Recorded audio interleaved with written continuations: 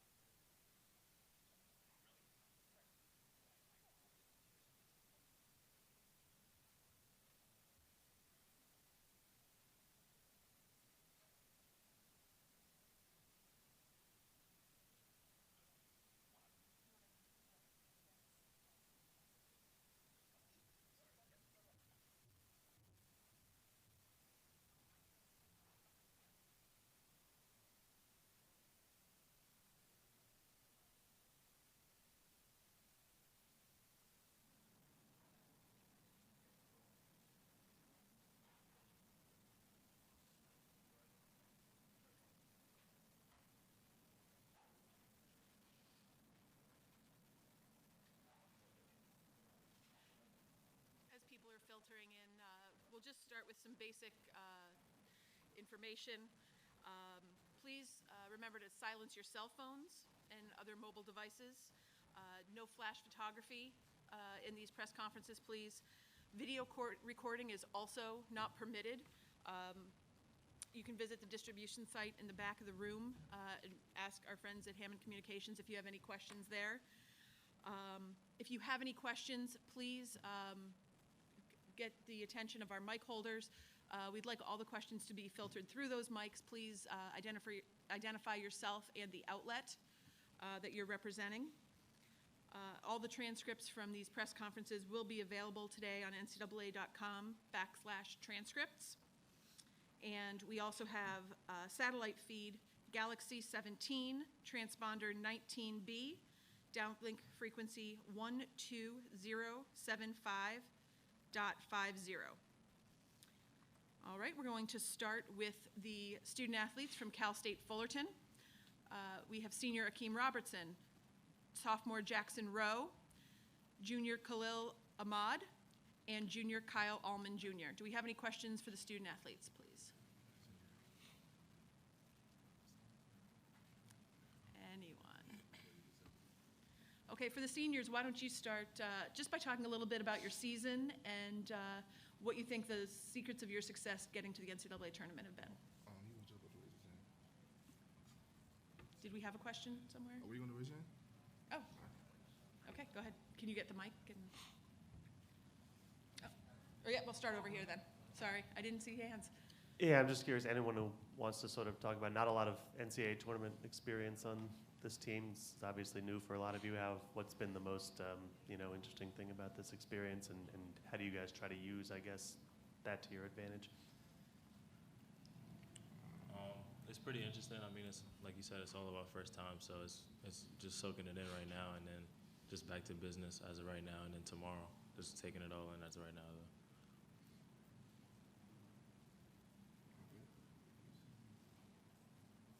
Go ahead.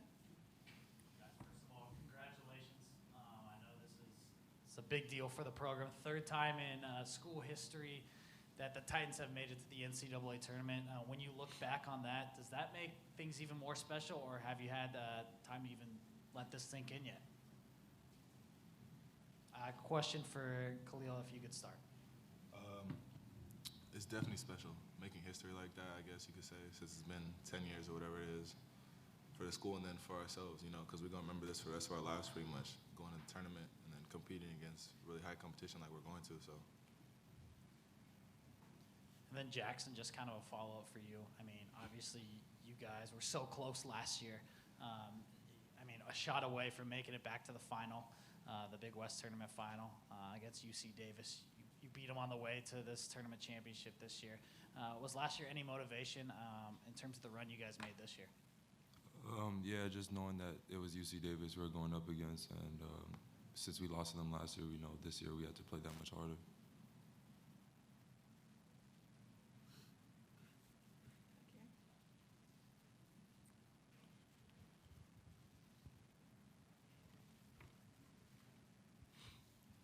Stacey Clarity with Gold and Black Illustrated. Jackson, just your initial thoughts on Purdue. Purdue is a really good team. Obviously, they're a 2 seed, and if we're going to come out and play against them, we can't have a scared mindset. We got to play them like they're any other team, and just keep in mind that it's not going to be easy. It's going to be a tough battle. Other questions for the student athletes?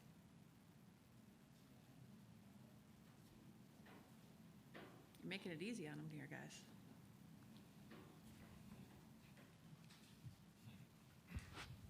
Greg Joyce from the New York Post. Akeem, what have you seen from Kyle in his game this year? It seems like it's been a breakout year for him. How have you seen him kind of develop over the course of the season? He's being more aggressive, and he's taking whatever the defense gives him. So I think that has been a major part of his game and his success right now. Over the last 6 or 5 games, he's been playing his best basketball. So I think that right there will give us a spark to beat Purdue.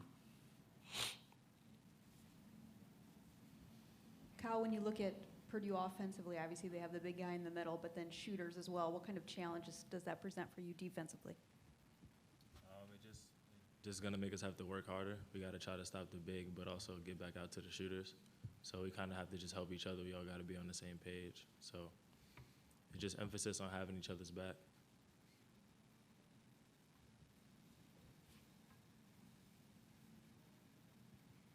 Kyle and Khalil, what does it mean for you guys to be here after all you guys have gone through over the last couple of years? I mean, it's definitely a stepping stone. I mean, we started off nothing pretty much. So to be able to build the program up like that in the last 3 years means a lot to the both of us, actually. Khalil, you guys haven't played ranked competition like this since early in the season against USC and St. Mary's. How much do you think you guys have grown as a team since then to prepare you for today or tomorrow? I think we've grown a lot. Defensively, offensively, we've come together more because of all the challenges that we've gone through over the course of the season and whatnot. And I feel like this is the best time to play them because we're at our best right now. So we're going to give them our best shot. You just kind of mentioned it, but for both of you, Kyle and Khalil, obviously 3 games, 3 wins in 3 days. Kind of a similar format to the NCAA tournament. You lose and you go home. Obviously, the Big West being a one big lead, a bid league. Now, is kind of all that pressure off you guys? Are you guys just feeling free and like you got nothing to lose at this point? What's kind of the mentality right now? We definitely kind of have the underdog mentality kind of because no one really expects us to win since we're a 15 seed, but I feel like that's just motivation for us because we're all really competitive and we all feel like if we go out there and handle our business, we can beat Purdue. So I think if we keep the same mindset that we had in the Big West, like you said, then we'll be successful. Kind of to build on that, you've seen, I'm sure all 4 of you have grown up watching the NCAA tournament. Now you get a chance to play in it. You've seen 15 seeds take down the number 2 seed before. Does anything kind of run through your mind saying, hey, we could be the next one?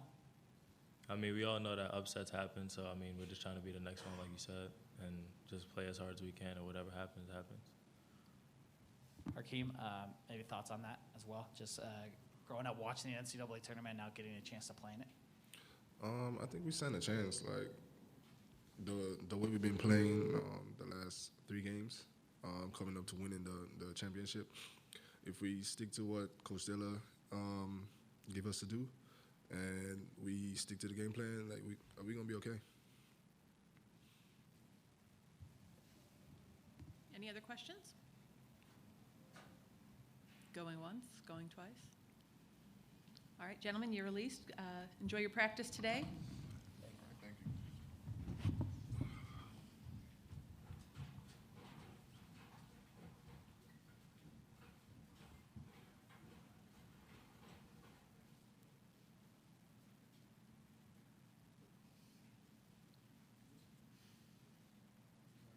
Yep, come on up.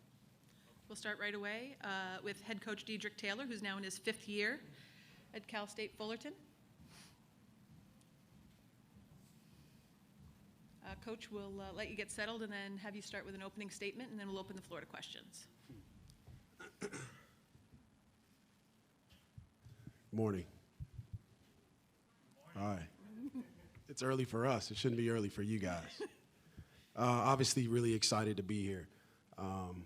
Just had to take a moment there and just step back as a coach, I guess, and as a mentor, a leader, and be extremely proud of this moment, but more importantly, be proud of these guys to be on this stage and handle things the way that they've handled them and be as professional as they were and try and answer the questions as best as they could. It tells me that we're heading in the right direction, and I think that's what we're most proud of. And obviously, we're here to do a job and participate in a game tomorrow, but to be able to enjoy this moment and soak it up and appreciate what those guys have been through and watch their maturity has been nothing short of exciting, and again, lets us know we're heading in the right direction.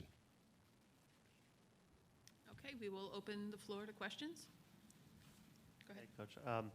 Obviously, not a lot of, NCAA tournament experience among the players. This is a new experience for all of them. How do you sort of, I guess, prevent them from being a little bit in awe of the surroundings? And is that the type of thing you think could work in your advantage, I guess, once the game starts? Yeah, I don't know if it's preventable. I think more than anything, we embrace it.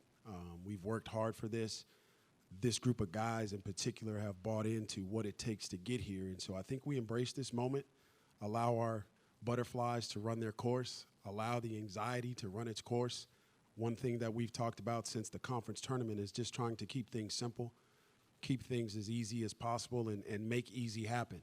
Attach something that we know we can do to your mind mentally, focus on that, and then just see what happens at that point. But I don't want these guys to not enjoy the moment, but I also obviously don't want them to get overwhelmed. And so I think the most important thing is to embrace it, accept it, and enjoy it as much as we can. And please folks, just remember to please identify yourself at the beginning of questions so it gets into the transcript. Go ahead. Jared Epram, Daily Titan. Coach, you've run a pretty strict practice regimen all season. Do you have any plans of changing anything you do going into this game? Not at all. I think that's the most important thing, is to stay to our routine. The things that have gotten us here, we don't want to get away from them. We don't want to add anything new. We just kind of want to try to be as comfortable as we can doing what we know we are capable of doing. And their routine is something that I've asked them to make sure that they are cognizant of. Don't change it. Just continue to be themselves. And quite frankly, if we can do that, we can expect good things to happen. Bob Kravitz with NBC in Indianapolis. Are there any 7-footers in your conference, and how do you plan to deal with the fact they've got a 7'2" guy and a 7'3" guy? Yeah, that's interesting. We don't have any 7-footers. Actually, we do. UC Irvine has one. They had a couple 3 to 5 last year and the years previous, so we have a little bit of an experience. But I think our preseason schedule kind of prepared us for this. We played a very good St. Mary's team, played a very good USC team. Both of those teams had size. They had athleticism. So, they did a good job of preparing for us. And, again, like Kyle mentioned, we still have to stick to our guns and our defensive concepts and our principles and see if they're good enough. Obviously, Purdue is an extremely good ball club. Watching them on film and watching them statistically, I'm trying to figure out if they're not an NBA team, the way they shoot the basketball. And, they have the best of both worlds in terms of their inside presence, and then they shoot the ball extremely well from the perimeter. So we're going to have our work cut out for us. But, again, we can only control what we can control.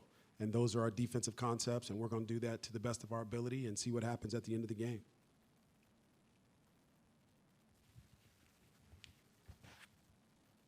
Derek Faison in Cal State Fullerton. Coach, first of all, congratulations on making it this far. Obviously, as mentioned before, the guys don't have a lot of NCAA tournament experience. They do have that Big West experience, which is a similar format. You as a coach have been to the NCAA tournament with Arizona State. Have you used any of those experiences and talked about those experiences with the guys? I haven't really talked about them with the guys, just because these guys, they're different. They're different. I'll save that for another day. But for me personally, yes, I have. In terms of just organizing our staff, trying to get ready for the trip, trying to explain to these guys, our staff in particular, what's coming next once the field is announced, what needs to happen. And again, just trying to stay organized and control what we can control and get ready to get out here. Obviously, it's an early start. It was a long travel day, but nonetheless, we're here. The guy outside asked me if it was a little cold. I said, yeah. But you know what? We're here. We're going to do what we can to stay here. So California, they'll be there when we get there. We're going to enjoy this moment and embrace the cold, because I'll tell you what, this is bone-chilling cold to me. And Coach, just one more follow-up. Obviously, I know it's never about you, but for you, have you had a chance to reflect on how far you as a coach, as a person, have come to lead this program from really, quite frankly, nothing into what it is now?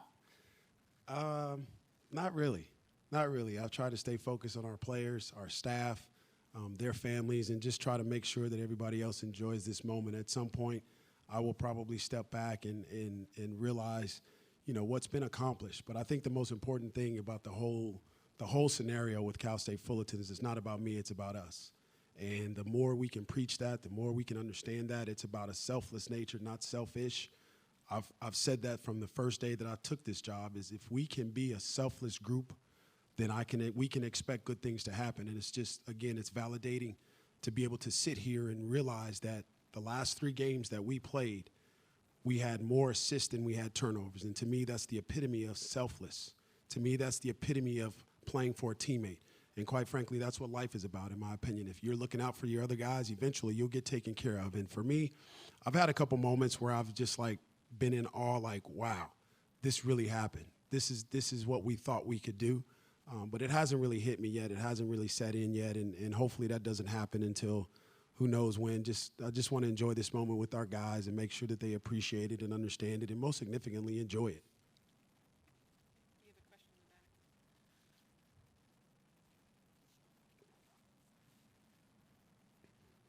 Stacey Clarity with Gold and Black Illustrated. Just the matchup with Kyle and Dakota Mathias, Purdue's, all Big Ten defensive player. How do you kind of see that shake out, and what have you liked, I guess, offensively from Kyle this year?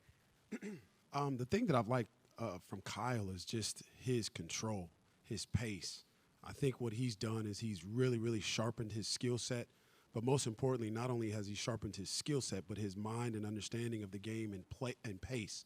Slow to fast for him has been extremely important, and he's really, really bought into that. And again, he's aggressive. And when he is aggressive, he's productive for not only himself, but for the rest of our team. And so we've been able to rely on him and create space for him to play and create for himself and, again, his teammates. And that's been the most fascinating thing, in my opinion, with Kyle Allman Jr. is just to watch him grow and develop, not only physically, but most significantly mentally, being able to engage and understand how to play the game with his pace and his rhythm. Bob Kravitz with NBC in Indianapolis. After watching video, what sorts of challenges does Carson Edwards pose for your team?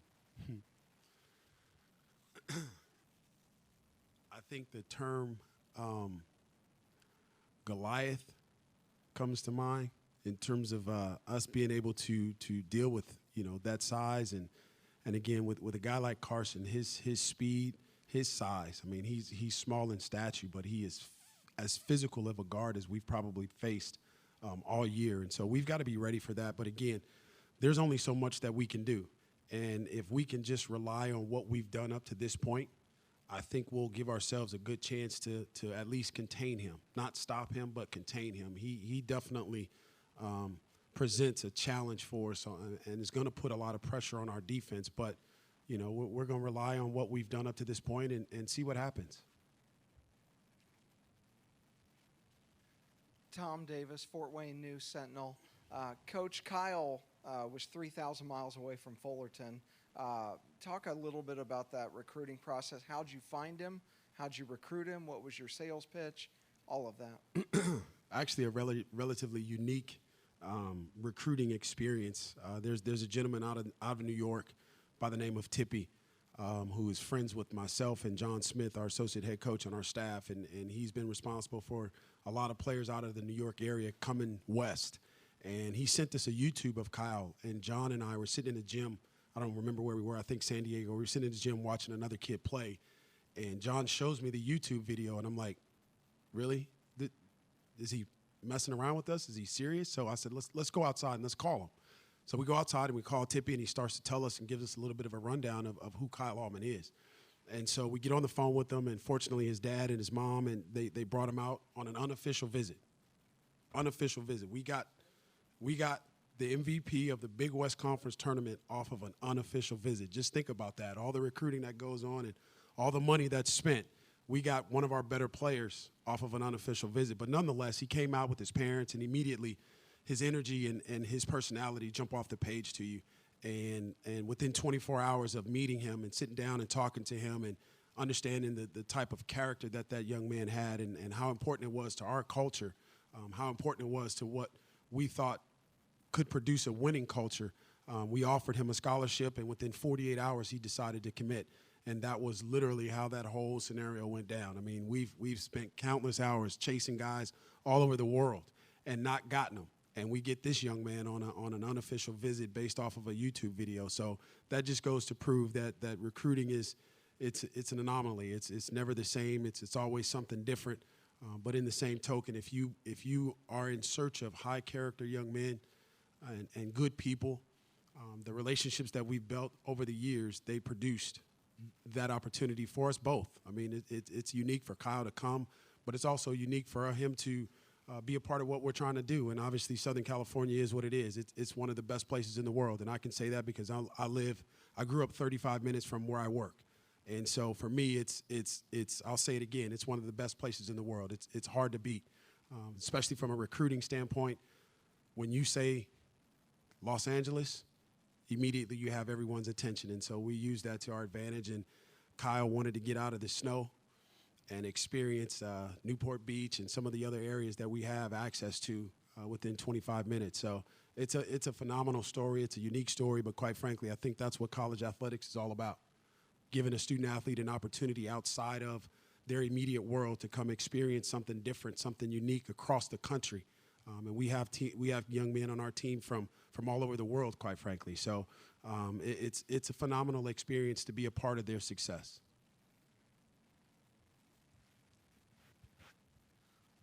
Coach, you go back and look at way back in November, the Wooden Legacy tournament to the conference tournament. Not only the teams you were able to beat in those two tournaments, only one loss in those two tournaments combined, but the format of those tournaments, do they kind of prepare you to what you're going to be doing in this bigger tournament?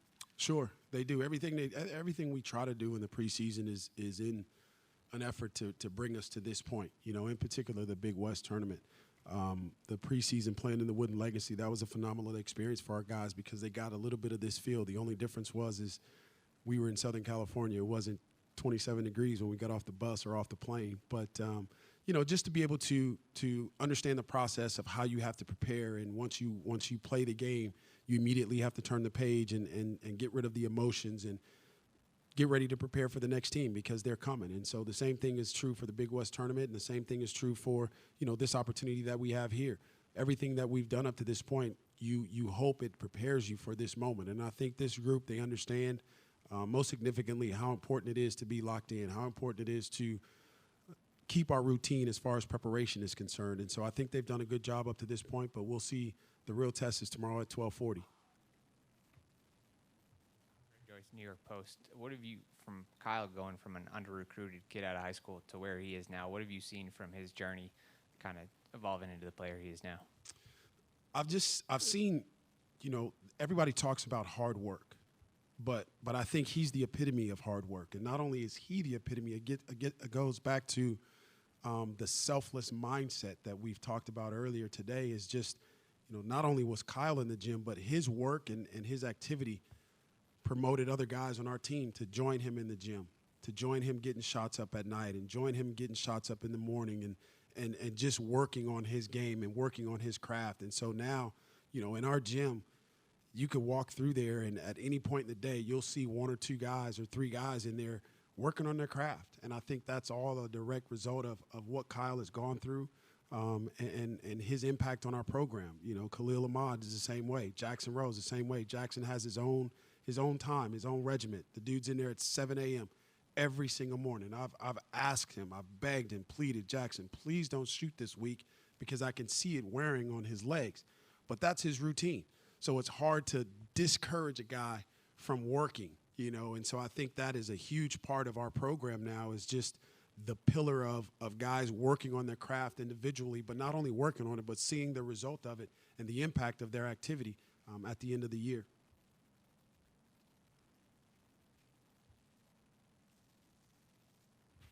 Jared Upram, Cal State Fullerton. Coach, throughout conference play, you guys talked about having a target on your back after that 4-0 start, that teams were going to come get you. Now that you're the underdog, do you feel like this changes the mindset or the preparation going into it, knowing that you aren't the favorite?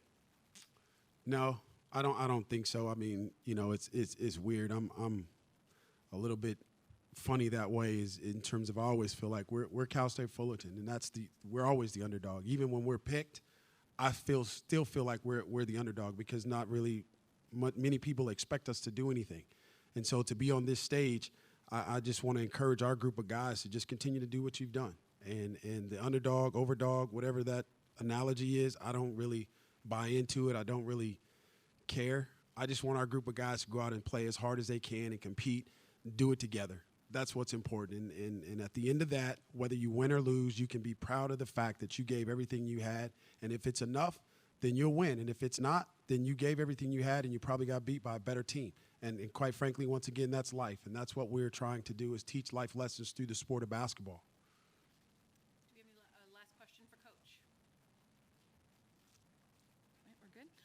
Coach, congrats on a great season so far, and good luck tomorrow. Thank you. Appreciate it. We'll bring the Butler student athletes in at 11:05.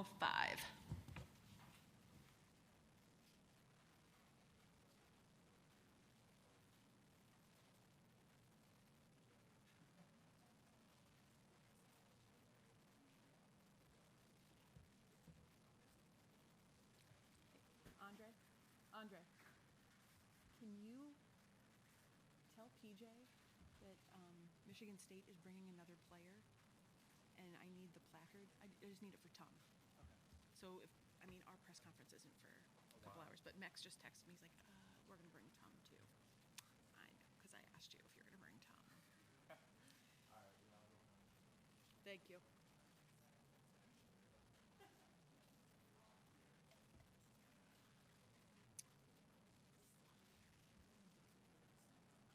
Should be. And they start serving food at 11. Okay.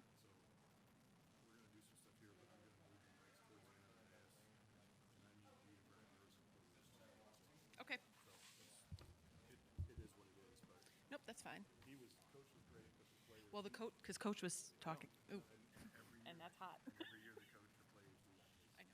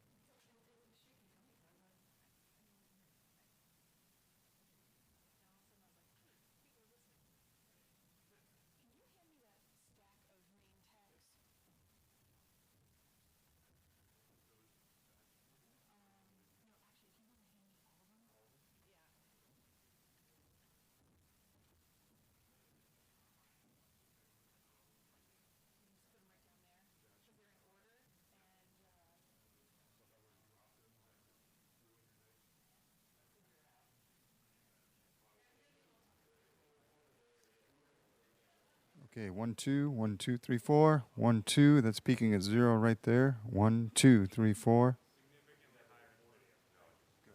Thank you.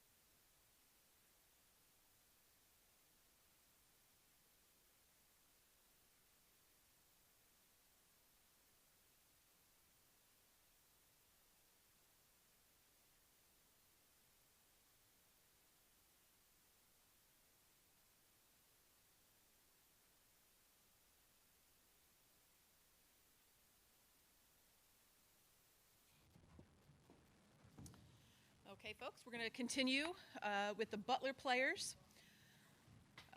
We have Tyler Weidman, Keelan Martin, and Kamar Baldwin. John Dedman, the sports information director for Butler, in case anyone who did not know him, he can help you with anything over the course of the next few days. But we'll open the floor to questions for the student athletes. Right over here. Yeah, Kamar, Bob Kravitz with NBC in Indianapolis. Arkansas likes to trap.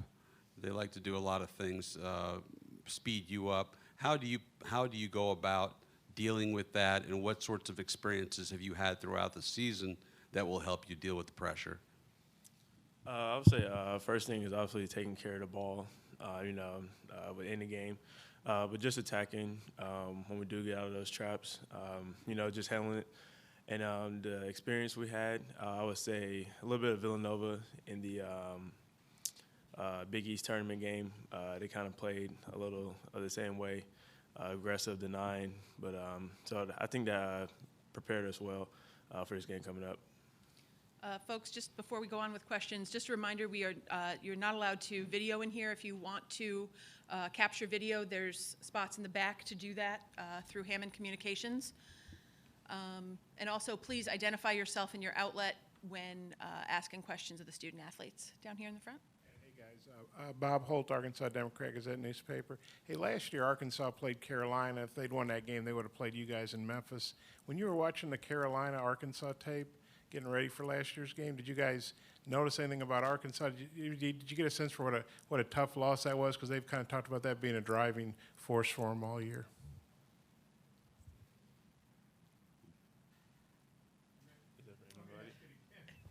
Is that for anybody?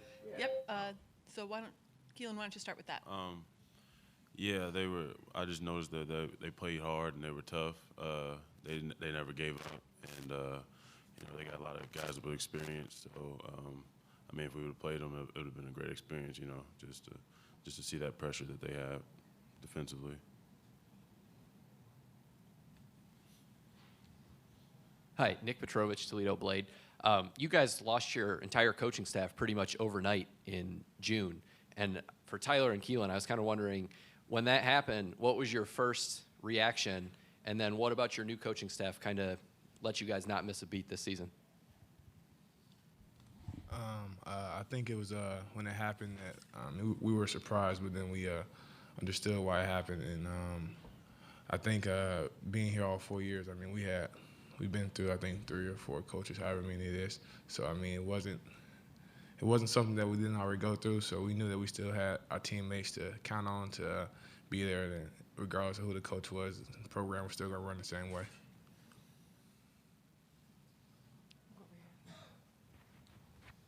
Tyler, Paul Oren with the Northwest Indiana Times.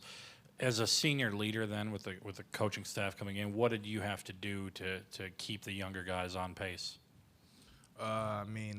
Myself and the other older guys on the team that had already been there, we just had to show them the way that Butler was ran for the most part as far as academics and athletics. Everybody in the program does a good job of making sure everything stays consistent from the AD down to the academic advisor. So everybody does a good job of keeping everybody in line. Free Press. How is your coach different from other coaches you had? How would you describe his coaching style? That for me? I would say he's probably the youngest coach I've had. So, he's a player's coach. He understands stuff that's going on in our generation for the most part. So, he's a player's coach. He's easy to talk to. So, I like the coach staff that we have. Keelan and Kamar and Tom Davis, Fort Wayne News Sentinel.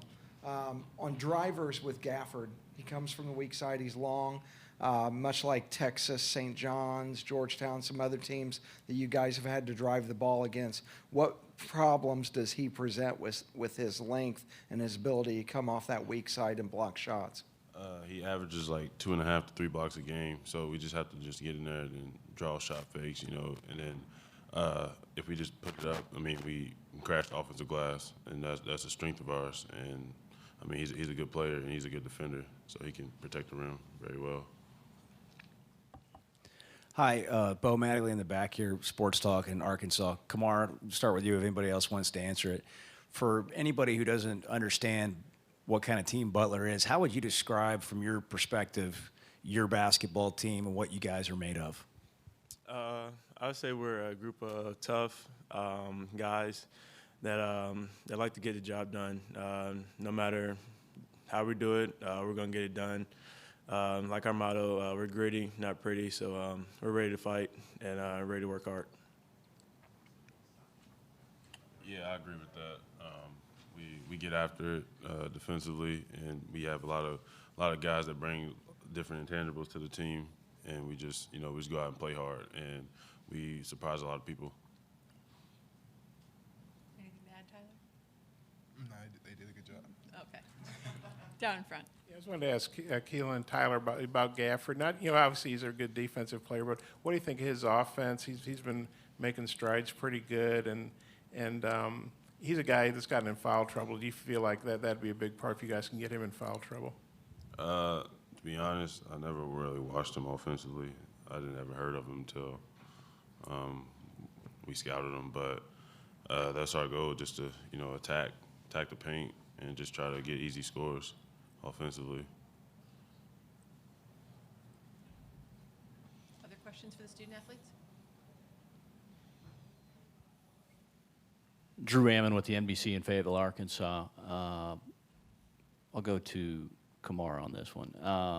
Jorgensen, what does he bring as far as helping out the supporting cast? Paul, he's a great guy. New York, he brings a source of energy for us. New York, he just wants to play hard. Come off scoring, defense, whatever the team needs. That's what he's going to do for us. So he's been great to have this season. Hey, Bo from Sports Talk again in Arkansas. And Keelan, I'll start with you, and Kamar, if you want to answer. How familiar were you guys with Arkansas? You kind of touched on it a second ago, but how familiar were you with them before you got the draw in the tournament? I actually watched them play against Tennessee in the SEC tournament, and I seen that they played hard. They were physical. They like to get up and down the court, and they just look like a great team. They play together, and they got a lot of older guys. That's all I really seen. Yeah, same thing he said. Any other questions? All right, gentlemen, you can head out and enjoy your day. Congrats on a great season so far. Thank you.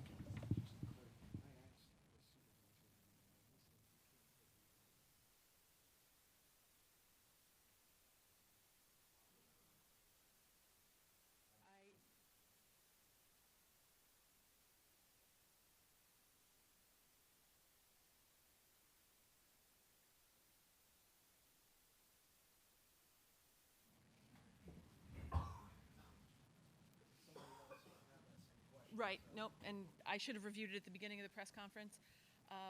Just a reminder to everyone that press conferences are available via satellite feed at the following coordinates: Galaxy 17, transponder 19B, downlink frequency 12075.50.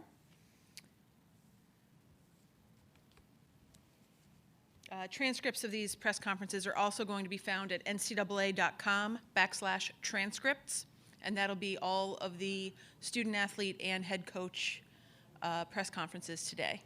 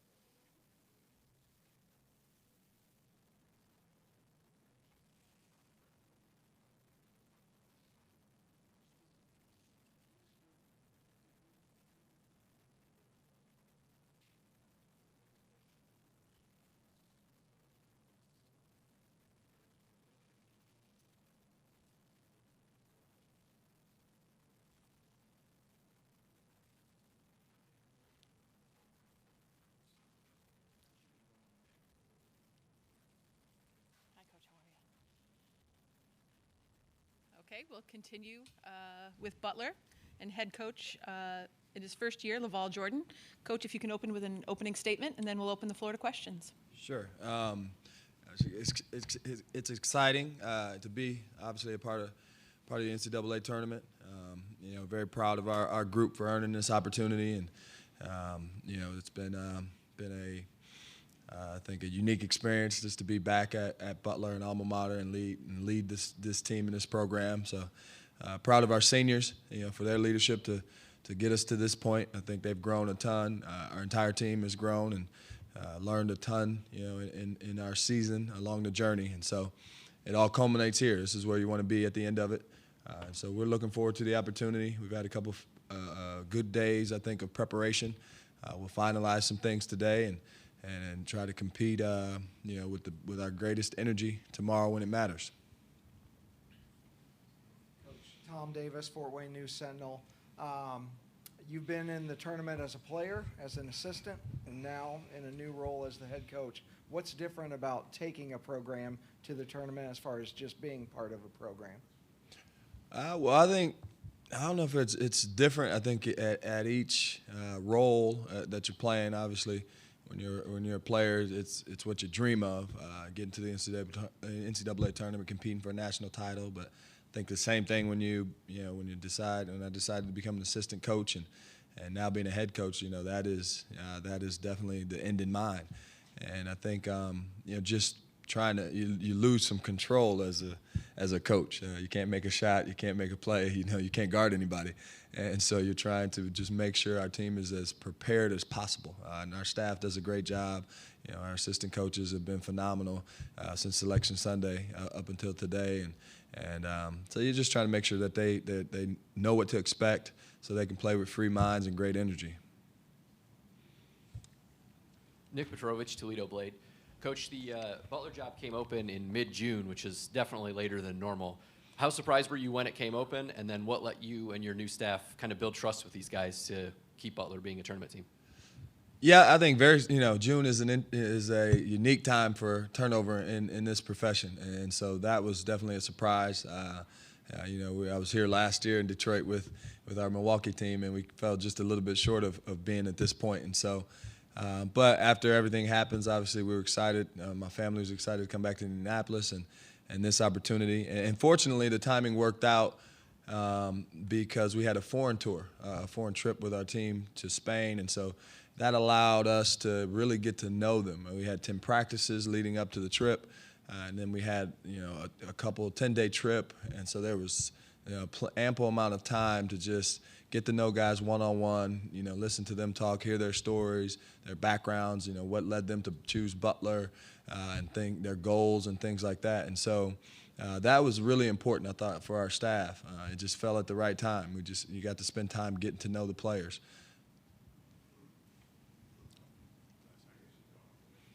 Laval, Bob Kravitz, NBC in Indianapolis. You guys struggled at the end of the regular season. Do you think your team took something out of that experience? Did they grow from that experience? Yeah, Bob. I've been proud of this group throughout this entire journey for their mindset, and it's been a growth mindset. I think there's a humility about them, where they want to learn. They know that they don't think they know it all, and so it's allowed us from day one to just teach, and that's been the most fun part. It's just been teaching, and there's been questions along the way. Obviously, some things we're doing are new. A lot of things we're doing are kind of Butler standard principles.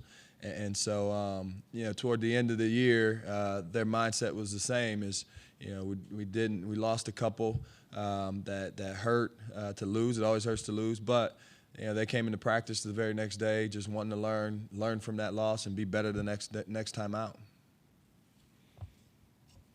Yeah, Coach Bob Holt, Arkansas Democrat Gazette newspaper. Wonder what your take was on Daniel Gaffur after watching him and the way he runs the floor for a big guy and just the things he can do on both ends with his size. I think his wingspan is like 7'3" or something like that.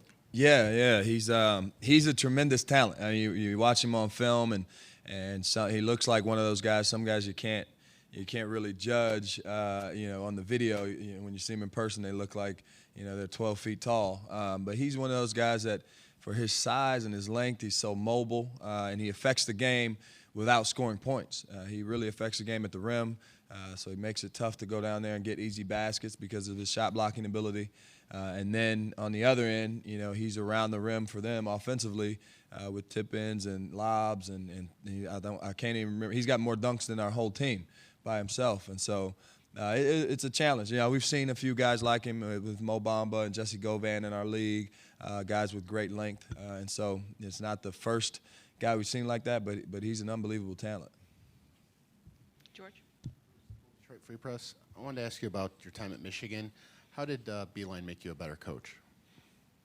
That's you know, in a multitude of ways. I think by the time I became an assistant at Michigan, you know, I've been an assistant for a few years there, 4 or 5 years. And so coach was, you know, having always been a head coach is extremely unique. And so just being underneath him and learning how to run a program. Obviously teaching the game is one thing, but I feel like I had great mentors and our coaches at Butler that I played under and then coached under in terms of basketball itself. But he's never been an assistant, and so you know all the decisions that you have to make, you know the presence that you have to have, the constant messaging that you have to do, handling all the other things outside of the team was something that you know I think he's a tremendous CEO outside of you know brilliant basketball mind, and so you know on top of the management piece, it was you know learning the concepts from him with offense and spacing and some of those things as well. But I think you know, my biggest takeaway was running a program. You know, he and I was able to ask questions and go into his office and have conversations about that. And he's still a tremendous help in that area. Nicole Auerbach, The Athletic. Val, I'm wondering what you learned when you were an assistant at Butler. It just seems like Butler turns out such great coaches. And I'm wondering what it is about when you're playing there or an assistant there early in your career that you learn that eventually helps you become a head coach someday.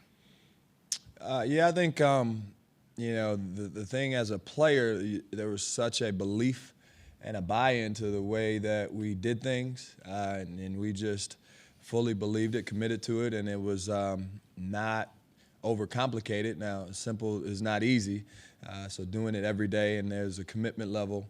And then how to teach the game. I think, you know, Coach Collier, Coach Mata, Coach Licklider, you know, our staff and the coaches that I was underneath were tremendous teachers. And so, you know, I, as a player, absorbed as much as I could possibly take in. And then as an assistant, just asking questions about, you know, how to do that well, because that's, you want to make sure you're clear when you're teaching these guys, you know, what you want from them. And so that was probably, you know, the biggest takeaway of being able to teach with simplicity, and so that, you know, they could go out there and execute. Coach, Drew Ammon here from the NBC in Fayetteville, Arkansas. You guys are 18-1 when you outshoot your opponents. How confident do you feel your team will be able to scrap and claw, given the fact that sometimes in the first round those nerves are really in full effect? So how do you think you guys have really evolved in that way? Yeah, I'm trying to figure out the one. That's what I'm trying to figure out. So, no, I think, you know, what this team has shown is a resiliency, you know, whether we're making or missing shots. And that's been that's something that's, I think, a character piece to that, you know, in terms of who our guys are. And we've been down and we fought back. And so we've had those moments to grow from and learn from. Obviously, if we're making shots, you know, everything's going right. You know, everybody can operate during those times. But I think, you know, one of the things I'm proud of with this group is it hasn't gone our way, you know, a lot. And we've had to fight our way back and claw our way back and still figure out a way to get it done. And so, you know, should that be the case, you know, I feel like we have that in us. Obviously, I'd love to come out and make every shot and win by 40, but Arkansas is really good, and I don't think that's, you know, that's going to be the game. Hi, Coach, in the back here. Bo Mattingly, Sports Talk in Arkansas. Coach Mike Anderson's talked about you guys having a visit at the PK80. I was just wondering if you could kind of relay what that was like, what that conversation was, and did you pick anything up in that conversation that might help you in this matchup? No, you know, Coach, you know, I think I've got a tremendous amount of respect for Coach Anderson. I was an assistant coach. We played him when I was at Michigan. And then when we were out in Portland, Our conversation was more about team management, just kids these days, and trying to relate to them and get messages across to them. And he's had that experience for much longer than I have, and just picking his brain on how he communicates with his staff and with his team. Not as much about what they're doing on the full court press. I wish I would have asked him those questions. Coach, you guys have taken pretty good care of the ball. Arkansas, obviously, they try to turn people over a lot. How do you think you guys will handle that? What do you think of their defense? And also, do you know yet if your dad's going to be able to make the game? I heard you talking a lot about that this Yeah, unfortunately, he's an athletic director for a high school in Michigan. They have a conference, so he won't be able to be there on Friday. So he's putting some pressure on me to make it back on Sunday. And so, but I think, they're the first thing that you look at when you're facing Arkansas and Coach Anderson's teams in general is their pressure. And you have to be able to handle that. And we've seen a few teams that have pressed us, and we've done a fairly decent job with that. But we take a lot of pride in taking care of the ball. And so I think that'll be a battle of wills. Obviously, we have to have a plan to break the pressure and take that. I think we've worked on that the past few days. But when you get out there, sometimes you can't simulate, the quickness and the length in practice that you're going to see in the game. And so we'll have to respond, in the moment. But I believe that's a big part of the game. Val, I moved over here. Sorry. We've talked about this, but I'm wondering if you can kind of just elaborate on how, even when you're coaching other places, how you stay connected with like the Butler community and your teammates and the coaches, and you can bring that kind of culture to places you go, and then so when you come back, it's exactly what you need to do. Yeah, I think that's the Butler family is truly that. It's one of the probably unique places in the country in that regard, from the university president on down to the athletic director to all of our coaches and all of our student athletes. And so it makes it for a great college experience. I mean, I loved my time there as a player for as much as the winning and things that we accomplished, but the way that you felt supported. And so, I think that is, what you're excited to come back to, and you never really get away from. I've got a number of former players texting me with suggestions. I got more assistant coaches than the three on the bench, but also with, pick your head up, coach, when we lose one, and you'll get them next time, or congratulatory text, and the other coaches from the other sports, and so it is a very connected group, and I think that was something I was proud of at Michigan, is kind of rebuilding that connection with Coach Beilein there, from former players of the past, and just being able to communicate what I experienced here at Butler. Paul Oren with the Northwest Indiana Times. Coach, if you could talk about, and apologies if this was asked already, the seniors when you took the job, specifically Tyler, what did you kind of lean on them a little bit in your transition to taking over the job here? Yeah, I leaned on Tyler a lot because he was one of the guys that I knew the best, having recruited him when we were at Michigan. So we had spent time together. I had been on the phone with him and his mom and people around him. So the next call, after Barry called me and I accepted the job quickly, was to call Tyler, because I still had his number, and tell him, hey, we're gonna have to lock arms and do this together. That I wasn't the guy to come in and think I knew everything. Obviously, I know Butler, but I didn't know the guys in the locker room that well, and he did. So we had a number of conversations upon our arrival, just about the team, about the guys, about how things were done with Coach Holtman, and what they were used to, because there was obviously we all have different styles. So he's been a tremendous arm of leadership for myself and for his teammates. Josh Doring, Butler Collegian. Coach, when you first saw that you were playing in Detroit, what was your reaction? What does it mean to you to be playing in your home state and to be able to stay in the Midwest? Well, I was excited to see our name in the tournament. I think that's, that reaction was, it was just, okay, now we're in. Wherever they send us, we're ready to go, and we'll see who we're going to play against. And obviously, with Detroit, being at home in Michigan, my grandparents can make it. They're not too far away, over in Auburn Hills area. So that was exciting. And then I think our Butler community, a lot of them will be able to drive up and be here for the weekend. And so that'll be great for our guys to get that amount of support, and I think we'll have a good turnout. Indianapolis, WDHR. What are you wearing on your right? Yeah, what do those say? One says open practice, so we're going to have that in a minute. And this one says stay positive. Okay. Then there's two. One is Seth. We adopted a young man with our program through the Friends of Jacqueline Foundation, Seth Dennison. So his is prayers for Sethy boy. And this one is Joe Cornette's famous quote, we are still here. So just things that, kind of come along the way that you want them to remember and keep things in perspective. Yeah, this is kind of coincidence. I started following your Butler Blue dog mascot last year because it was kind of funny.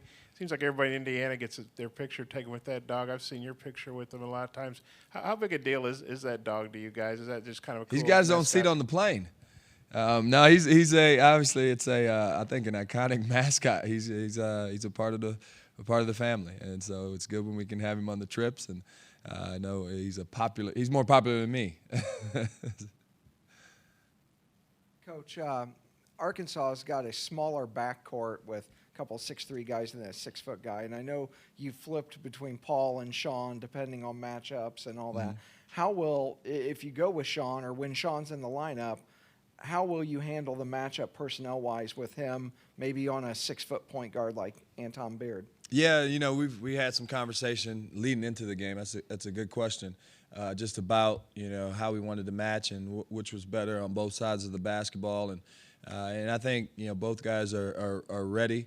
Obviously, Sean's got good length and can challenge, and he's one of our better rebounders, so that helps us because they're a pretty good rebounding team and they've got length and athleticism.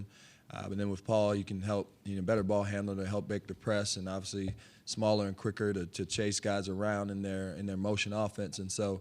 I think both will obviously play a healthy amount of minutes, starting versus not starting. I don't know if it matters as much because they both give us, something really good on both sides of the ball. And we'll take a last question down here. Yeah, Val, you were gone from Butler, I guess, about a decade after you left the staff in 2007. When you got back to campus and resumed as coach, what did you notice changes did you notice not only with the basketball program but even more specifically the university and the campus? Well, just there's more buildings than there were when I was there. There's a new dorm, a new communications building. There's another new dorm being rebuilt, and so those were the obvious standouts. It's like it looks a little different. It's still Butler, and it's similar to what I experienced, but it's definitely not the same. And then Hinkle Fieldhouse has had great renovations. Coach Collar's done a good job, and people have contributed to make Hinkle have a renewed feeling to it. And so you walk around and just aesthetically, it looks a little different.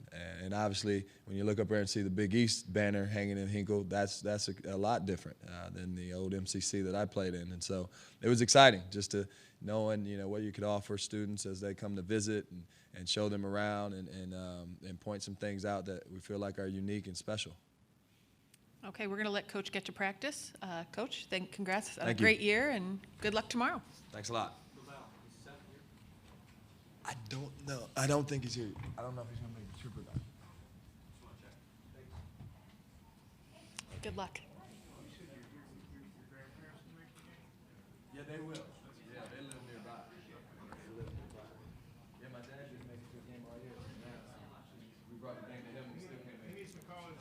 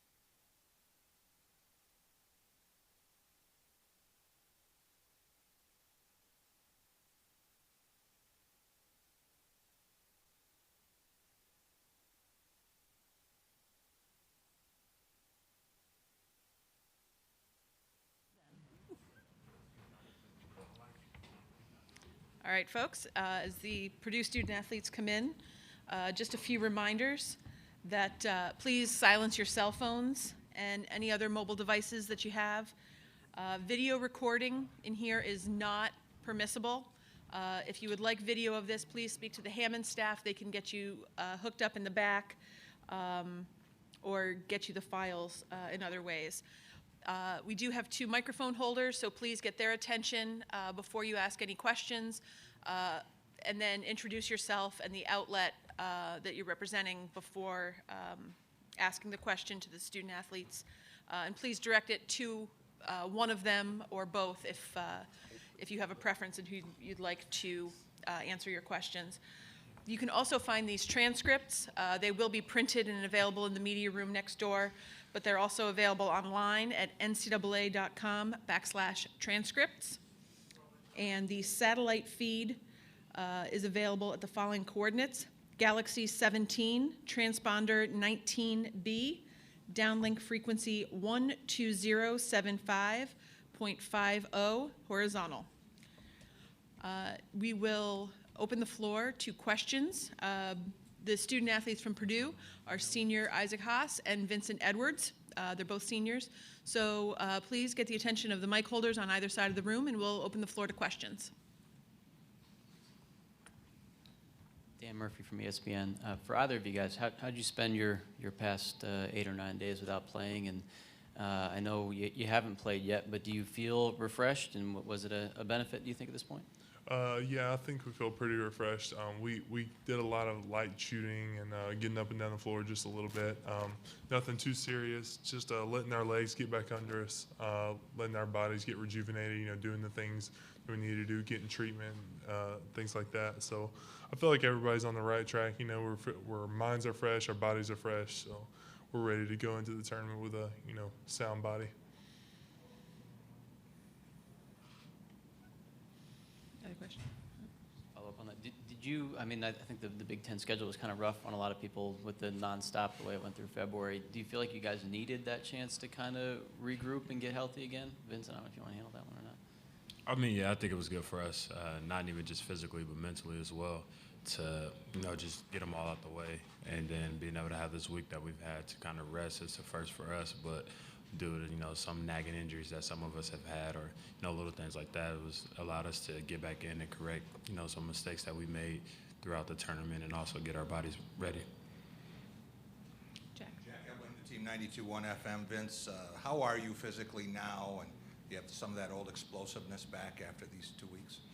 For sure. It helps to have had that week off. Definitely been doing a lot more, treatment with our guy, Chad, the trainer, and it's been great to actually be able to see some of that explosiveness come back. Last couple of practices have been really good, so been moving a lot better. For both of you guys, you're in a position to be ranked in the top 10 all year.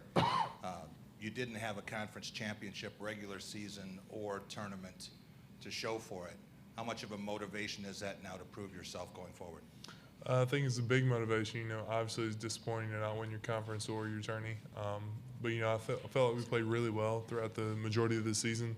We had a few bad stretches, but it's just a matter of learning and improving. I think going into this tournament we're gonna have to really get used to each other, on the court again, and because we haven't played in a while. But at the same time, we've been going hard in practice, recently, and so I'm sure that we'll be fine.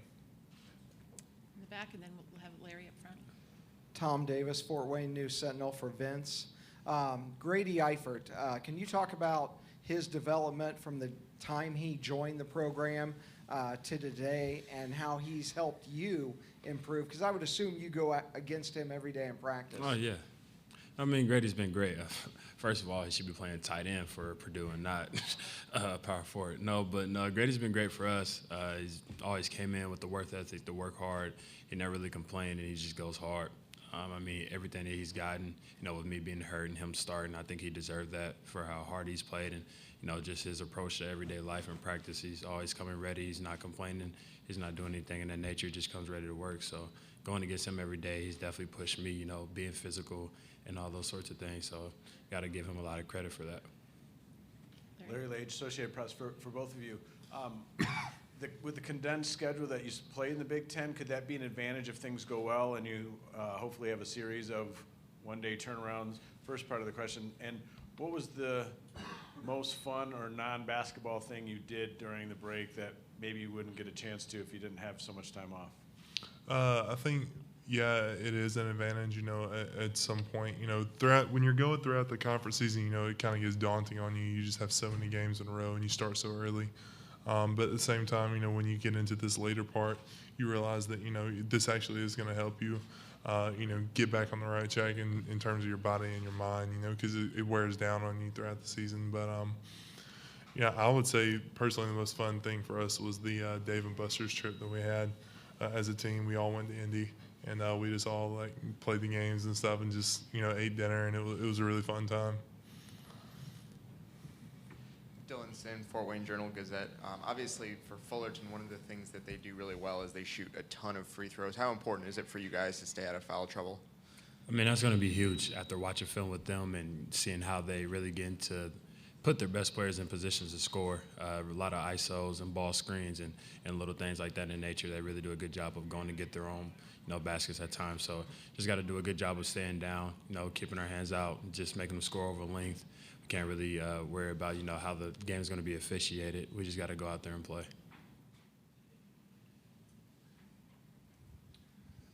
Vince, for you first, and then Isaac. The Big Ten had been disregarded for a lot of the year as just a top-heavy conference, 4 teams in the tournament. What does that mean to you, and how important is it for all the teams in this conference to win this week? I mean, it always happens. Like you said, it's always been disregarded or top-heavy, and somehow we always end up with at least like a team or two somewhere in the Elite 8, Sweet 16. So I think, it speaks for itself in that nature, that we're always being overlooked, and I don't really understand why. But, I mean, it is what it is. You know, everybody in the country, whoever does their conferences, thinks their conference is the best conference. And, of course, we're going to think we're the best conference regardless. But, I mean, we're just going to come out, and every Big Ten team is going to try to represent and play the hardest. Yeah, I mean, just to piggyback off what he said, you know, there's a lot of really good teams everywhere. I felt like Nebraska and Penn State played really well towards the end of the season, and I felt like they deserved it as well. But, you know, obviously the committee didn't think so. But, you know, that's just how the Big Ten is. You know, it's a really tough conference no matter how you look at it. You know, all the teams that are at the bottom, even like Rutgers, those guys play hard. You know, they really give a lot of credit to our conference as a whole, and you know, it just makes it tough, you know, towards the later part of the season for decision makers like the NCAA, you know, to choose who gets in and who doesn't. So, listen, watching the tournament over the years and then experiencing the tournament, when a 2, 3, or 4 seed struggles with a lower seeded team in the first round, why do you think? What do you think the reason is usually? Is it looking past them, or is it maybe the teams are more even than we think?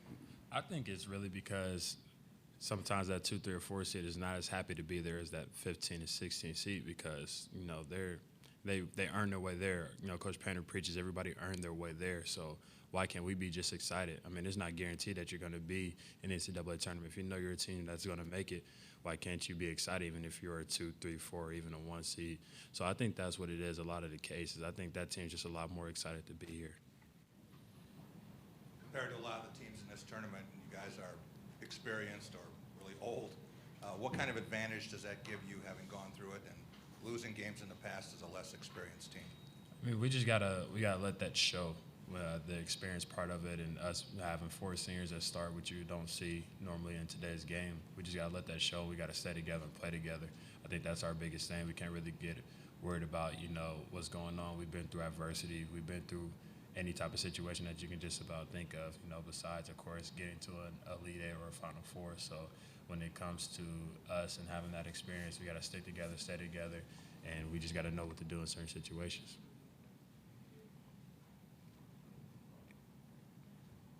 Do you think the Big Ten was undervalued in terms of the seeding, and do you root for the other Big Ten teams, obviously, when they're not playing you? Like, you know, potentially you could all meet somewhere down the line with a lot on the line. So just your thoughts on that. Yeah, I'm root for the other Big Ten teams. I think it speaks a lot about our conference, you know, when they do well. you played against those guys, you make friends with some of those guys, so you want them to do well as, as a coincident of that. So, that's just my opinion on it. Yeah, I'd say the same. Like I said, make friends with some of those guys on other teams. You go to Big Ten Media Day, you meet with all the guys. You guys sit there and talk just like any other conference does at the beginning of the year. So, of course, you want to root for each other. You got to kind of stick together at some point. Then when you meet down the road, it's just about bragging rights. So that's the most fun part of it. We'll take one last question for the student athletes. Dylan Sin, Fort Wayne Journal-Gazette. You talked about being happy to be here. The lower seeds are, and obviously you guys have much bigger goals than just getting to the NCAA tournament. How do you balance focusing on this one game with looking ahead to where you want to go? That's the story of it. It's always going to be that way. You preach it in the season. You preach it before the game. You can't look past to another opponent, whether you and that other opponent that you're going to play later in the season. You're going to be neck and neck, but you're worried about what they're doing. Why can't you just worry about yourself and what you need to take care of? And I think that's our main focus of what we got to have. We got to worry about what's in front of us and what we can control. We can't control who else loses. This tournament to go from 64 to 32 after this weekend, or actually go close to 16, going into the next weekend. So we just want to be a part of that. But we got to take care of our opponents first. All right, gentlemen, thank you. We'll let you go and get ready for practice. Coach Painter will be in here momentarily. Any Purdue questions can be sent to Chris Foreman, for those of you who didn't know who he was.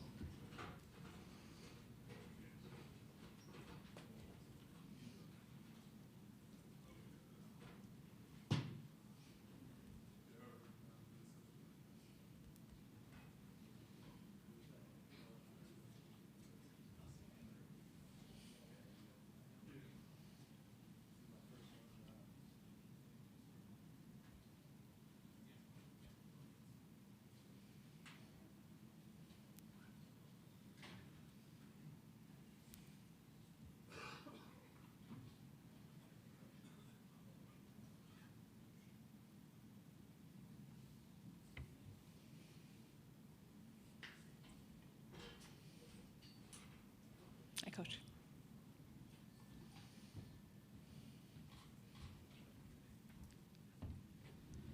We will start with an opening statement from Coach Painter, and then we'll open the floor to questions. Please just get the attention of one of the mic holders, and a reminder to please give your name and affiliation at the beginning of your questions. Coach? Really excited, to be here. I know our guys are really looking forward to it, being able to play in Detroit. We've worked really hard to get to this point, and I'm very grateful. To get a 2 seed, obviously we've earned our way into the tournament like everybody else, and had a lot of experiences with this group in the NCAA tournament. We've had a lot of highs, a lot of lows. So just trying to, dig into Cal State Fullerton and, be prepared for them. I think that's the most important thing, just to keep your focus on your next opponent and, go out there and not beat yourself. I think a lot of times you lock into your opponent, but the most important team is your team. And so not beating yourself, taking care of the basketball, executing on the offensive end, and then being stingy defensively are so important. And like I said earlier, just, really looking forward to this opportunity of competing tomorrow. And just a reminder, there is no recording in the press room. If you do need to get video, please speak with our friends from Hammond in the back, and they can help you out with that. Over here. Tom Davis, Fort Wayne News Sentinel. Coach, 3.5, 4.5 hours away, something like that, give or take. Is that an advantage as opposed to having to get on a plane and fly and travel a long distance? Yeah, I don't think so. I don't think it's a disadvantage either. I think it's just one of those things when you have a lot of experiences with your team, whether you're flying or on a bus or playing internationally or, whatever by the time you've become, who you are at the end of the year, there's a lot of experiences that go into it, especially with this group right here and what we've been able to do, really kind of starting our journey in June, preparing for international play and then getting ourselves ready for this season. Mark Wicker from the LA Daily News. Two-parter, what impresses you the most about Cal State Fullerton, and also what's it been like handling that interim between the Big Ten tournament. Now it's kind of a great unknown as far as how that's going to affect your team. What did you do to handle that? Well, I think the thing that impresses me most about Cal State Fullerton is obviously, their ability to play the 3 days in a row in tight games. Really, the last game got away from their opponent the most. The other games are very, very close, and they were different type of games. They're UC Davis games in the 50s. Their first game against Long Beach State's in the 70s. Then they get there at the end, and they kind of, push out the championship game, be able to win. They have good guard play. They can break you down. They can make plays for their teammates. They can make plays for themselves. They're stingy on defense. They do a good job of downing ball screens and, just kind of getting into the basketball. But they have 2 really good guards. I think Rogue gives them that third score. I think a lot of times when you get at that mid-level, you get a couple guards, but do you have that center or combo forward, that can really help with that? And I think he gives them that third score and makes it really difficult for teams just to lock in on those 2 guards. Yeah, I've only answered it 500 times, so I don't think it's that big of a deal. We took a couple days off. We practiced a couple days. You want to have your team on edge, but you also don't want to go full board and then somebody gets hurt. Last thing you want to do is, come in here and be shorthanded. You want to have all your guys healthy and be ready. So we took off 3 total days. Another day we had just a walk through. And so the other days we practiced for about an hour and 15 minutes. Larry Hutchins, CNHI Sports Indiana. Matt, we talked about this in New York, but just talk about Vincent Edwards. And, how much did that 2 weeks, do you think, help him maybe in recovery? Well, I think, it's going to help him a lot. He sprained his ankle a month ago. And so this isn't something that happened last week for him now. He's been able to play 4 games. He's been able to practice. He's been able to take days off, get a lot of treatment. So, we're expecting big things from him. Dylan Sin, Fort Wayne Journal-Gazette. Isaac talked about a team trip to Dave & Buster's. Whose idea was that, and did you participate in that? It was not my idea, and I did not participate. So I did not go with him. But I don't know whose idea it was, to be honest with you. Now, you have seniors, and some of the other prominent teams have really gone a long way with seniors this year. When you recruit a player, what's it like to hit that sweet spot between a guy who might not be good enough to go to the pros but might be able to help you for 4 years? How tricky a process is that in identifying a player like that? Well, you don't know. There's a lot of guesswork. They all have that dream of wanting to play. Normally, when you get a guy that stays 4 years, we've been able to do it and develop guys in 4 years and make the NBA and play. So I think that ultimately is the best thing because, you get your degree and you go to the NBA. So you have that to fall back on. That's what it's all about. But it's you're reading into a lot of things. You're trying to help them. You're trying to develop them, trying to get them better. But when they're 15, 16, 17 years old, there's a lot of uncertainty. You just don't know. Obviously, somebody like Isaac's just got, massive physical skills. Other guys have to develop because they're like everybody else. They're 6'4", they're 6'6", or 6'7" in that world. And so you have to be able to be versatile. You have to be able to have guard skills.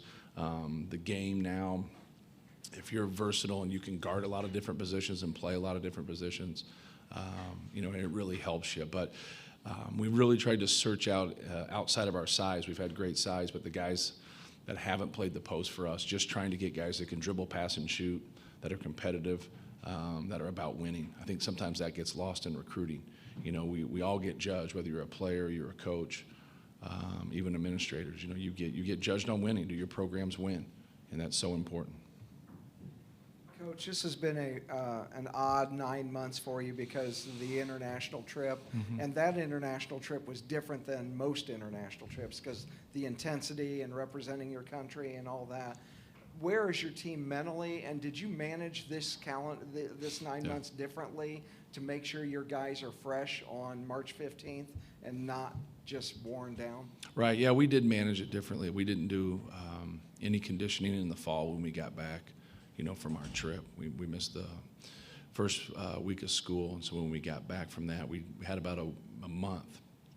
Whereas 10 years ago, you'd had about 6 weeks, starting on October 15th, and now, you start at the end of September. So we did some individual workouts. We did things, obviously, in the weight room, but we didn't do any conditioning. I would say as it goes on, our practices haven't been as long. We've taken a couple extra days off here and there. But for the most part, I think it's being smart no matter if you go on that trip or not. You know, I think people always say like things can get long, and I understand that in theory, but in reality, if we didn't go on that trip, we still would be playing basketball somewhere. We'd still be working on our game. We'd still be doing things. So I think the travel sometimes for young guys that aren't used to it, I think that can kind of wear on them a little bit. But I don't think in the long run, you know, if you're a basketball player and you've worked really hard and now you've got to this point, you know, it's pretty exciting. You're going to go out there and lay it on the line. Do we have any additional coaches' questions? Great, thank you, Coach. We'll let you get to Thank you. practice. We'll take a short break before the Arkansas folk come in. Also, if you guys want to spread out, we won't fight over one microphone over here so much. Chelsea's lonely over there.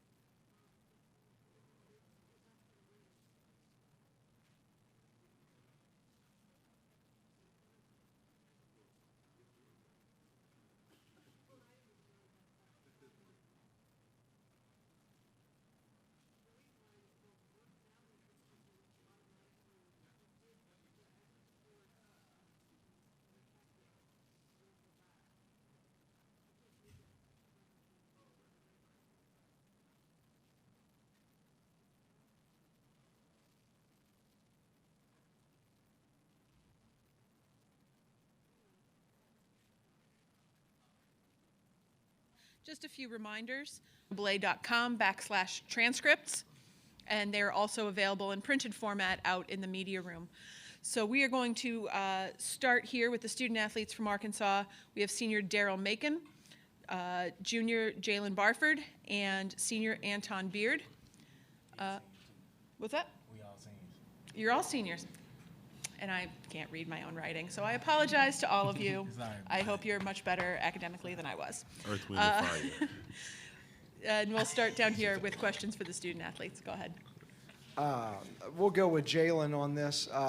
Tom Davis, Fort Wayne News Sentinel. What do you know about Butler, and what have you seen from the scouting reports and the film that you've watched that you think, hey, we need to do this against them? They're a pretty good team. I see they're kind of scrappy, and they kind of remind us of maybe Florida or Tennessee, the way they shoot the ball, they spread the floor out. They just got shooters all around the floor. Other questions? I'll go again. Your young center. We'll go with Anton on this because you feed him the ball all the time. Your young center. Talk about his development from the first day of practice to today, and where is he today as far as his ability to impact a game? His ability to impact the game is amazing. You know, to coming in from the first start of practice, you know, it was a guy from a country town, El Dorado, and you know, we didn't really know what he would do, what he would bring, but he brought so much energy and so much enthusiasm in what he do, and he always works extra in the gym, gets it done. So he's not even half of what he really can possibly do, but right now he's impacted the game real well. Sports Talk in Arkansas, Bo Mattingly. Daryl and Jalen, if you could answer this question. So thinking back to last year when you lost to North Carolina, you made a decision to come back to Arkansas instead of going and playing professionally. Now you're back to the NCAA tournament. Is this kind of what you had in mind, getting back here and having another crack at this? Yeah, this is exactly what I pictured it would be, having a great season and hopefully trying to make a run in the NCAA tournament this year.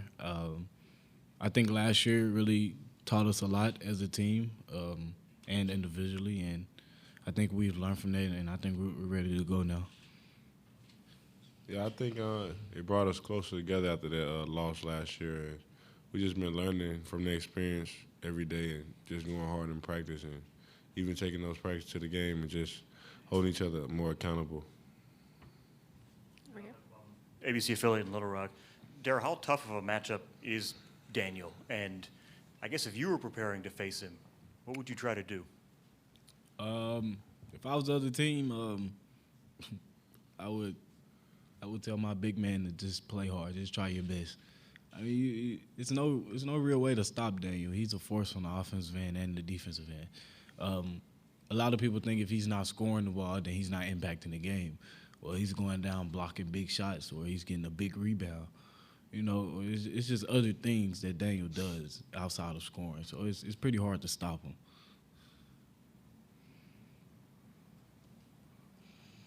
Other questions? Okay. Anton, it seems like you've really kind of stepped into the leadership role, that point guard spot this year. You played a lot of minutes, especially lately. How have you evolved as a senior and kind of taken that role with this team? Just become more understanding, you know, what each guy really needs. And like I said, this is probably one of the best teams I've been on since I've been here. And, you know, these guys can score in so many ways and just, you know, just trying to keep them, you know, under control and just understand that they can do more than what they really can do. Other questions? All right, gentlemen, apparently we're going to keep this quick and painless. Thank you. Did you have another question that I missed? All right, you guys are released. Y'all want to talk to us. And they taught us Earth, Wind, and Fire, by the way. Now you got to come back and talk about that.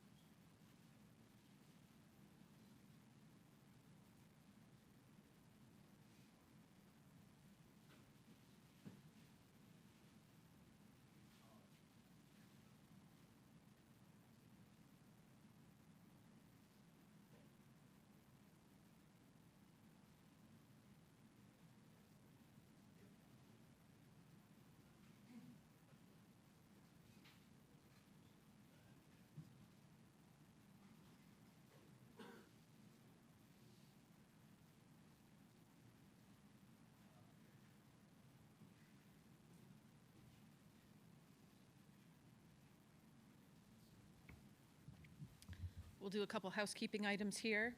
For those of you who haven't gotten the satellite coordinates for the press conferences, it is Galaxy 17, transponder 19B, downlink frequency 12075.50, horizontal.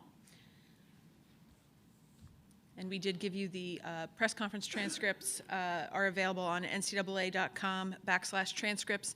They also will be available in the media room in printed format for any of you who need those as well.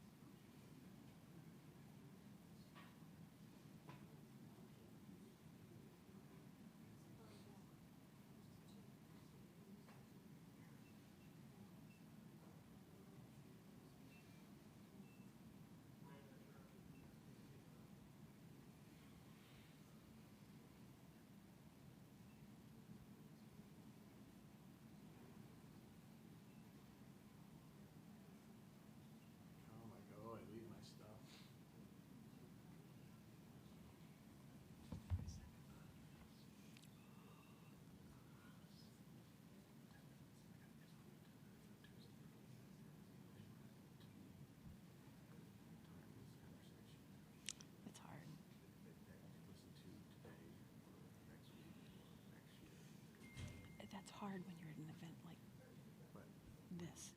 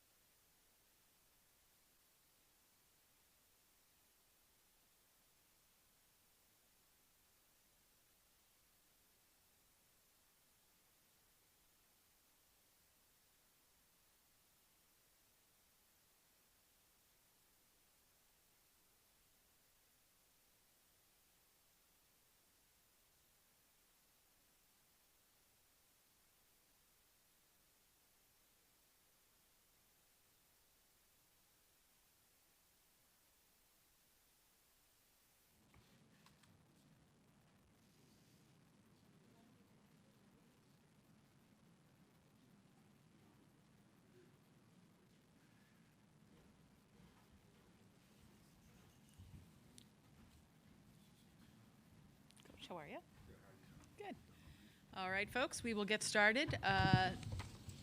Head coach Mike Anderson from the University of Arkansas. We will start with a opening statement, and then we'll open it to questions from the floor. Well, first of all, we were excited to be here in Detroit, and just right off the bat, man, when we got off the plane to our hotels, the hospitality couldn't be any more than first class. And so on behalf of, I'm sure the University of Detroit is hosting this tournament, and the people here in Detroit, we're very gracious, and thank you guys for just welcoming us, and we're looking forward to hopefully going on and playing an exciting game against a Butler team coached by Coach Jordan out of the Big East.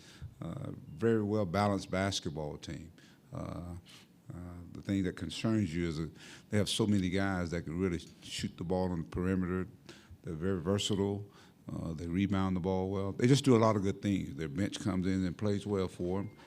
The Baldwin kid, he runs the show, but he's capable of scoring. So we've got our work cut out for us. But at the same time, it's a great opportunity to participate in what I think is one of the greatest sporting events there is, the NCAA tournament, March Madness. When it's all said and done, there's going to be one champion. And so, but we're here and hopefully have an opportunity to survive and advance. That's what it's all about. Okay. Right down here in front. Tom Davis, Fort Wayne News Sentinel. Coach, you've been in this business a long, long time. Not too long, but a long time. I've been in for a while. You're right. For a You're while. absolutely right. Yes, I have. But is there a common theme from the Butler teams that you've, and I know maybe you haven't studied them super closely, but is there a common theme from like the Brad Stevens teams to today's that this program always does this really, really well? Oh, they do it well. I mean, you can even go back to when Barry Collier was coaching them, you know, and the coaches that have come through there. It's amazing how the program just continues to evolve. And obviously, it reached a tremendous pinnacle with Brad Stevens there. But everything was already set in place. And I think Coach Jordan, a guy who played there. So it's one thing when a guy plays there, he embodies what it's all about. And that's why it's easy to see him continue that success.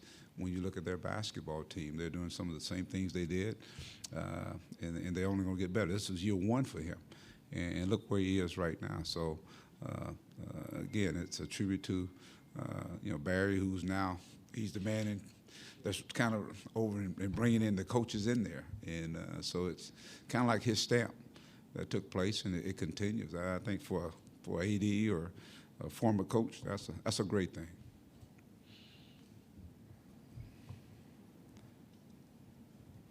Mike, Bo Mattingly, Sports Talk back in Arkansas. Hey, Bo. Hey, some people have asked you, because you've talked a few times about how your teams are built for tournament situations, and I know you've explained it before, but when you say that, what are you talking about as far as the way you build your roster for this time of year? Well, we play, I think it starts from day one. We play a style of basketball that I play a lot of people, a lot of guys on my team, and as these guys assume their roles and they understand what their roles are, I think our team gets better. I think there's a trust factor amongst them, with each other, and then with me. And so it's like, I always sometimes talk about an artist when you throw paint on a canvas. I mean, you go in there and, boy, it's everywhere. But as the season progresses, you clean it up. You clean it up. You clean it up. And I think that's what we've been doing. You saw our team. I mean, it looked like it came out of the gates running and then got popped inside the head. Once we got the conference play, we had to recalibrate. And I think now, with so many seniors on your team now, I think guys now understand their roles. We've had some guys have moved on from our basketball team, and now you got to recalibrate again. But I think the key is that those guys now understand their role. Let's say Darryl Macon, he's in a better place than he was last year. Different role from last year. He is one of those guys. When you had Manuel Watkins, Moses Kingsley, and Dusty Hannas, those guys were kind of the core guys. So that core had to kind of be reshaped, and I think now we're seeing that. We're seeing Anton Beard in a much, much comfortable role now. He's a little general out there on the floor. Whether you know it or not, he is that guy. Trey Thompson, and then, of course, the emergence of the young guys. It takes those guys a little while to get their footing. Daniel Gaffur, I mean, he probably early in the year, he had more fouls than he did points. But now he's figuring it out, as well as a guy like Darius Hall. And you go on and on. So now I'm adding pieces to the puzzle.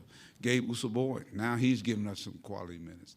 And so what I mean by putting it all together now, we're a team that when you get to this time of the year, you can have some adversity. You get guys in foul trouble. It's easy to plug some guys in there. And they've played meaningful minutes. A lot of guys don't play but 6 or 7 guys. And if somebody goes down, man, there's some adversity there. But I think with our team here, and then the turnaround. Here you play a game, and if you're able to survive and get past it, the scouting reports are so intense right now. But one of the things we always worry about what we do. And so going into that next game, I think it tends to favor us because I think when you get to this end of the year, fatigue becomes a factor. And if that bench isn't developed, and I think that is the strongest component of our team is our bench, then you're going to have some issues as you move in this tournament, if it makes sense. Coach Drew Ammon from the NBC in Fayetteville. Hey, Drew. Coach, you touched on Anton Beard, 12 assists, 2 turnovers in the 3 games combined in the SEC tournament. How has he grown? And I get a sense that he's really relishing this opportunity, the 3rd trip to the NCAA tournament past 4 years. I think I've heard him talk more about it, him being one of the older guys now, being one of the guys he and Trey Thompson.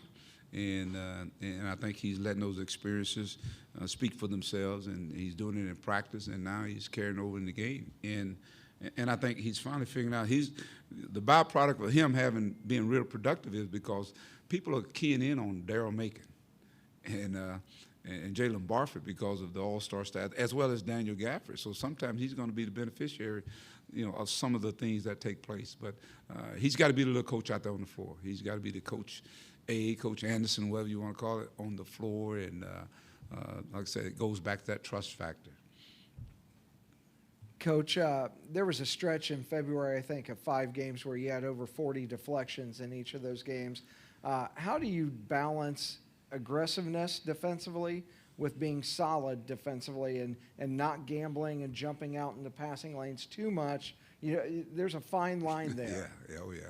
Oh yeah. We have a saying, it's sometimes no guts, no glory.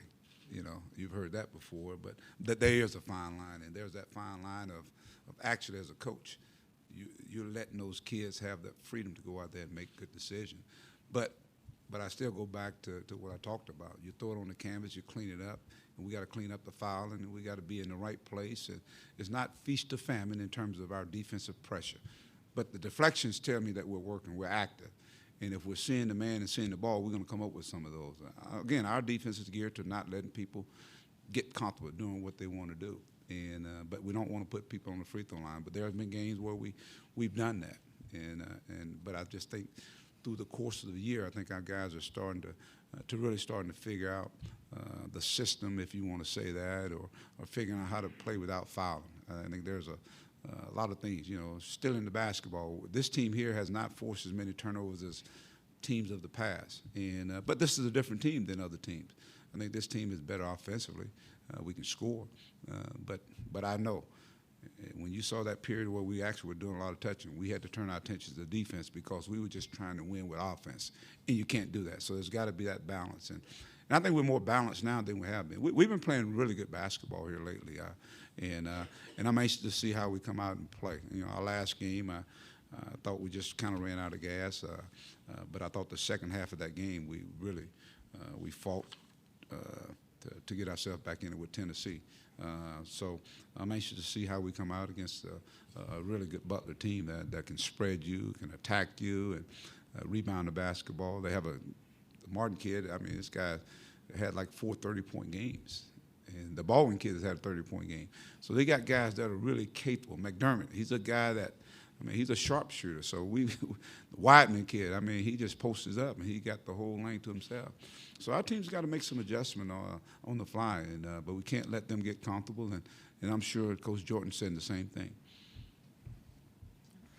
Coach, you talked a little bit about not forcing as many turnovers this year. The flip side of that is you guys have taken very good care of the ball this year and avoided turnovers yourself. And is that something you think sort of has gotten overlooked about your program over the years, that you've been able to have your guys value the basketball maybe more than people would expect for a team that likes to get up and down the court? I think that's true. That's always been the case, wherever I've been. We value the basketball. I think if you look at some of the ingredients or some of the things that take place when we have success, we value the basketball. We should be a much better free throw shooting team because we get to the line, because we're an attacking team. We're going to attack you defensively. Offensively, we're going to attack you. We got balanced scoring. Of course, when you got prolific scorers like a Macon and a Barford, those guys, they can score, and they can score in bunches. And we see now Daniel starting to score for us. But our team, again, we share the basketball. We're a team that shares the basketball. So our assist totals, the turnover ratio is always, we've been some of the top ones in the conference, maybe not as much as this year. And I think our rebound is better than it has been. And if we can stay in the ballpark and rebound, and we can continue to do those things, the assists, the field goal percentage. It's one of the better three-point shooting field goal teams that we've had. But you go back to last year, it was one of the better free throw shooting teams we had, and the field goal. So we play up tempo, and we love to get up and down the floor. But I think it's run and execute, and I think we're doing more of it. We're being more efficient in what we're doing. There he is, Bob. Bob showed up. All right, Bob. They ain't giving you the mic right now. Wally got it. I might keep it. Does Baldwin remind you of anybody that you've played this year? You know what? I just look at him in a different category in terms of what he brings to the table. He's a guy. He's a point guard that can score, and he goes right. He goes left. He does whatever he needs to do with that team to help them win. He's a very good defensive player. I think for a guy that's a sophomore, he certainly is. His upside is really, really big. And I think this year he really stepped up his game, and Coach Jordan's got to be commended for that. But when you talk about guards we played, I mean, we played some really good ones in our league. You think about Chioza with his quickness, and he can create, he can score, he can do a lot of different things. There are a lot of great guards that have been in our league. But I just put him in a class by himself because he's left-handed. But he shoots the ball with his right hand. I've noticed that. He goes to the right, he shoots just as effective, going right than he does left-handed. But he's a very good basketball player. He's an important player for them. Very much, let's say, like Darryl Macon is for us. He's an important player for them. Hey, Mike, I had a two-parter, if that's okay, since I got in late. One at a time, Bob. Yeah, okay, no, I'll do one at a time. Okay, first one, the players were saying in the locker room that you'd lost your championship ring, but that you'd found it recently, and maybe that was a good omen. Just wonder if you could. I did. It's. And them guys tell everything, don't they? Sorry. I guess ain't no secret that they're with family, I guess. Yeah, I lost the NCAA national championship ring. I had no idea when I lost it. And that's, you got to remember we won that in '94, and I recently this year, someone called me from a pawn shop on the outside of New Orleans, and said, I did some research and. This ring came in my shop, and I looked at the roster, and there was only one Anderson. Are you that Anderson? I said, yep, you got me. And lo and behold, to make a long story short, it got to the pawn shop, so somebody evidently I thought I lost it or somebody took it from me, and I didn't know. And the guy called me and said, hey, do you want it back? And we went through all that. How sometimes you think about pawn shops, man. They're just trying to get you, man. But true enough, it was my ring, and he sent me a picture and all that stuff. And it's amazing that Matt Zimmerman was my operations guy, and I had the picture and I showed him. And all guys, this guy, he don't forget what took place in 1922, and he wasn't even born then. This guy has just got to Coach, I remember when you lost. We was at a hotel in New Orleans. We had just played Tulane, and we got on the bus, the plane. You said, hey, I think I left my ring in the room. Could you call back there? He said, call back there, and they had the maids look for it and all that stuff. They never did find it, but it worked its way to a pawn shop. And so you can imagine that was in, I must have lost like in 04, I think. So 04 till 2007, 18? 2018, 17, and lo and behold, it shows up, and so I got my NCAA national championship ring back, Bob. And did the pawn guy make you pay for it, or do you take that as a good omen? No, I had to pay for it. Okay. But it was an omen, Yeah. It's because it's something that's been on my mind. I always, there's one you create as a that we made up ourselves with the one in it, the hog in it, the 40 minutes of hell. And this one came from the NCAA, and it was still like in the same shape it was when I got it. So it's in a keepsake possession now. So. And the other question was, when Daniel had that great windmill dunk at Florida, I didn't notice at the time, but a video later, people commented he sprinted back down the floor like it was a one-point game or a tie game or something. What do you think that says about Daniel, that he has a big dunk, the game's won, there's just a few seconds left, and he sprints down the floor like on defense? I said it before. He's got a big-time motor. I mean, this guy, he exchanges ends faster than guards, and just plays with a lot of passion, a lot of energy. I think he's just out there having fun, Bob. He's having fun. Coach, right as your players were exiting the stage there, Jalen made the comment, they call us Earth, Wind, and Fire. And so we didn't get to ask them about that, which that's a reference you and I would understand in our generation. But what's the story behind Earth, Wind, and Fire? I have no idea what these guys are talking about. I'm serious. I don't. It's scary because I put all three of them together, and that's what you get when you put all three of them guys together. You know what? I think they're making up something. So there's that kind of group. I tell you what, it's a good group of guys, and they like each other. You can tell that. I should just point to somebody else. Hey, Mike, if you guys had beaten Carolina last year, you would have played Butler in Memphis. I don't know if you thought about that, but now here you are playing Butler. Does it seem, I don't know, like destiny or karma, or do you put any stock in that you're playing Butler a year after you wish you came so close to playing them? No, I didn't see it like that. I was, I'm a day-to-day guy, game to game, and so my focus was on North Carolina and beating them. And when we got our butts beat, I was pissed. I was ticked off. So I didn't see that far down the line. But it is ironic that we played in the PK 80 and I had a chance to sit down. Coach Jordan and I actually had a chance just to sit and talk a little bit. I had never had a chance to meet him and talk with him, seen him out, on the circuit. But so that was kind of cool there. And here we are in the NCAA tournament. We're going to let Coach get off to practice, and Appreciate it. We have a break here until I believe it's 2:45, 2:35. All right, thank you.